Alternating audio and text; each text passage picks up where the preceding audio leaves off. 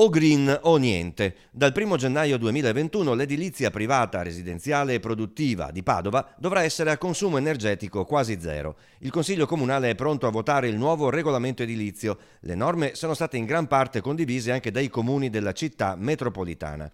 Committenti e professionisti dovranno tenere conto, in primis, dell'impatto ambientale delle nuove costruzioni e delle ristrutturazioni. I nuovi edifici non dovranno consumare energia in termini netti, ma essere neutrali dal punto di vista energetico e carbonico e magari anche diventare produttori di energia. Questo dal punto di vista tecnico è una cosa che si fa già, tutti i professionisti sono in grado di garantire questo tipo di prestazioni, ma recepirlo nella regolamentazione vuol dire che questa è una cosa importante per l'amministrazione e questa è la direzione verso cui deve muoversi il settore delle costruzioni per essere competitivo e per dare dei prodotti di qualità alle persone. I sottotetti saranno calcolati come volume. A Padova finora lo erano, ad Albignasego per esempio no, e questo portava a sviluppi disomogenei delle altezze sul territorio.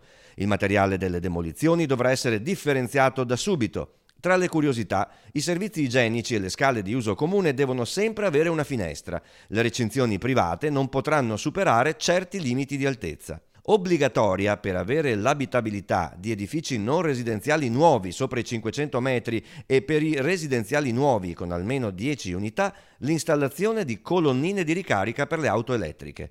Nelle nuove costruzioni dovrà essere garantita la permeabilità del suolo per almeno il 30% del lotto, compresa la sagoma dell'edificio. Il regolamento chiede che a partire dal 2021 tutti gli edifici siano NZEB, cioè a consumo energetico quasi nullo, anticipando non di molto, ma secondo me come segnale in termini significativi, quella che è una normativa di tipo europeo e quindi estendendo anche al settore privato quella che è una richiesta che l'Europa ha fatto per il committente pubblico.